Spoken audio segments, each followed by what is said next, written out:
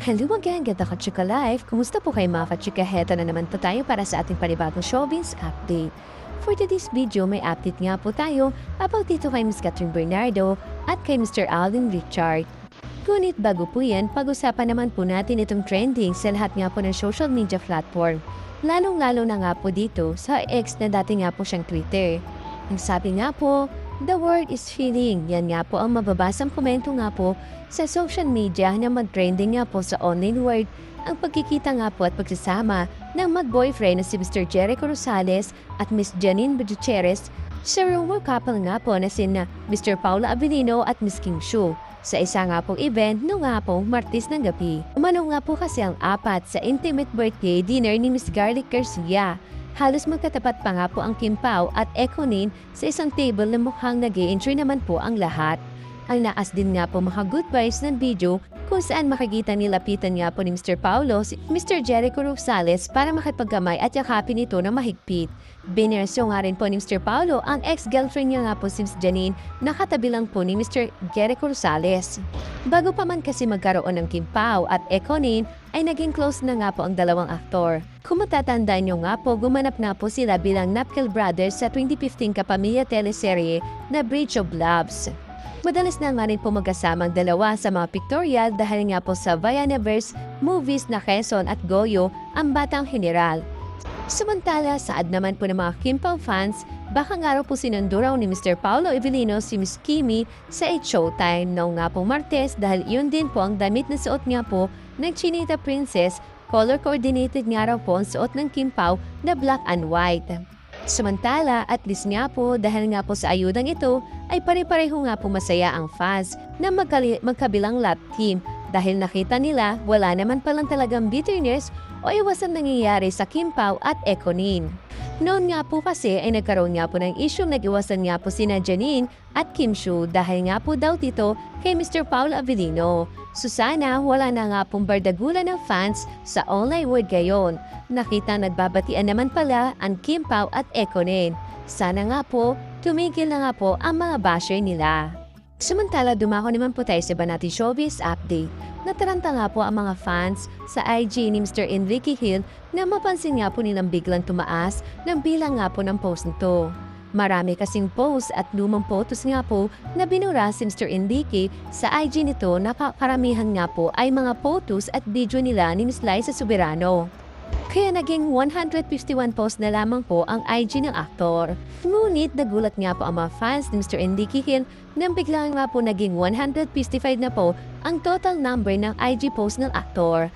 Kaya naman po, inalam nga po nila agad kung ano-ano ang dinagdag nga po ng photo ng aktor sa kanyang IG. Doon na nga po nila napag-alaman at napatunayan na mga lumang photos nga po nila ni Miss Liza ang ibinalik nga po ng aktor. Sa sobrang nga pong kasiyahan ay agad nga po nag-post ang mga fans sa social media. Ani mo may isang natatanging milestone na dapat daw ipagdiwang. Niskin fans may chance pa, tiwala lang from 151 photos to 155. Ibinalik nga po ni Queen ang ibang mga pictures nila together ni Miss Liza Soberano. May mga agad naman po nagdiluno na baka ito na nga raw po ang sign na hinihintay nila. Hopefully, this is the sign na magbabalik nga po sila ng unti-unti. Low-key lang muna yung finish nga po nila. Hindi naman po kasi totoong Andrea Brown and Enrique. Ngunit alam niyo po ba na pag-alaman nga po natin muli, naudlot nga po agad ang kasiyahan ng Leskin. Bakit kamo? Dahil nga po muling binura nga po ng aktor ang apat na post na ibinalik nga po niya sa kanyang IG account. So ang nangyari po ngayon is nawala na naman po yung pag-asa na maging okay nga po sina Miss Liza Soberano at Mr. Enrique Hill dahil nga po sa nangyari. Nakakatawa lang pong isipin na dahil nga po sa kilos ni Mr. Enrique Hill, masasabi mo nga po na para nga po siyang laban o bawi. Samantala, dumako naman po tayo sa update natin about nga po dito kay Miss Catherine Bernardo. Dahil nga po matagal na nga pong break sina Miss Catherine Bernardo at Mr. Daniel Padilla, mukha nga po hindi nagustuhan nga po ng mga fans or netizen, lalo na nga po ang mga solid fans ni Miss Catherine Bernardo dahil nga po sa pagsasalita ni Miss Carla Estrada ng tungkol doon. Sa totoo lamang po, wala naman po masama o hindi maganda sa sinabi ng ina ni Mr. Daniel Padilla. Ngunit siguro yung timing lang na parang naukat muli ang breakup nga po ng Katnien ang pinagre-react nga po ng mga fans. Plus, we all know na si Mr. Daniel Padilla nga po ay nanilink na nga po kay Miss Kyla Estrada. At ito naman po si Miss Catherine Bernardo naman ay matagal na nga po nililink kay Mayor Mike Alcala ng Lucena, Quezon City. Pero tahimik na lang po ang anak ni Mami Min Bernardo sa isyong yun. Ayon nga po kay Miss Carla Estrada, bilang respeto raw sa pamilya Bernardo, mas pinili na nilang manahimik para hindi na umingay pa ang issue. Isa nga po sa komento ng mga netizen na ate nga pong nasbasa, ito po yon. Pinili niya manahimik kasi anak niya nagloko at gumawa ng kadubuhan. Tapos ngayon may padanyan siya, what for? Sabi nga po ng komento. Sabi naman po ng isang komento, how dare you Miss Carla Estrada? Talk about heartbreak. Yung totoo, biktima never nagsalita. Anyway, nasasakdan din po pala ang mga cheater. Nagpapaingay naman po itong si Madir. Sabi naman po ng nabasa nating komentor. Sa akin naman po opinion is hindi ko rin po masisisi yung mga fans po ni Miss Catherine Bernardo. Kasi naniniwala nga po sila na talaga namang kailangan po nila manahimik ang mga Padilla dahil nga po tinuturo nga po na isa nga po itong si Mr. Daniel Padilla ang may kasalanan kung bakit nga po naghiwalay ang Katniel. Tapos kung pinanood niyo po yung interview ni Miss Carla Estrada may sinabi nga po siya doon na napaisip ako Kasi ang sabi niya doon is pagpapakumbaba. Ibig sabihin po, nagpapakumbaba po sila doon sa pamilya ng Bernardo dahil nga po, alam nga po nila sa sarili nila na nagkamali nga po yung anak nila. Kasi sa totoo lamang po, kung si Miss Catherine Bernardo ang nagloko, bakit kailangan magpakumbaba ang Padilla, di po ba? So ibig sabihin po, nung point nga po na sinabi ni Miss Carla Estrada na sila nga po ni Mr. Daniel Padilla, pamilya nga po ni Miss Carla Estrada, na nagpakumbaba po sila at nanahimik, ibig pong sabihin, tinatanggap po nila na sila nga po yung nagkamali.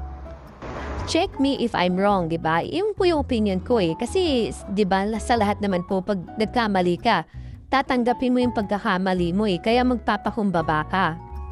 Kaya ibig sabihin po, yung pagkasabi ni Miss Carla Estrada na pakumbaba sila at nanahimik, tinatanggap nga po nila yung ginawa po ng anak nila. Sa akin palagay lang po wala pong magagalit o wala nga pong basher. Sa akin lang pong palagay kasi nga po, ito nga po yung sentence nga po na ginamit o salita na ginamit ni Miss Carla Estrada sa kanya nga po interview na tumatak nga po sa ating mga fans po na napaisip nga po tayo bakit nga po sila magpapakumbaba kung wala nga po silang ginawang kasalanan, di po ba? Nagpakumbaba sila kasi alam po nila na nasaktan po nila ng sobra itong si Miss Catherine Bernardo na yung taong nanakit sa kanila binaliwala niya yung pagsasama nila ng 11 years. So alam nila yung tindi ng sakit na nararamdaman ni Miss Catherine Bernardo kaya nga po tinanggap nila yun at sinabi nila at inamin nila sa sarili nga po nila sa kanya nga po interview na nagpakumbaba nga po sila. Thank you for watching. Kung nagustuhan niyo po ang video ito, subscribe na sa Starlight Showbiz YouTube channel and please don't forget to hit the bell button for our latest updates.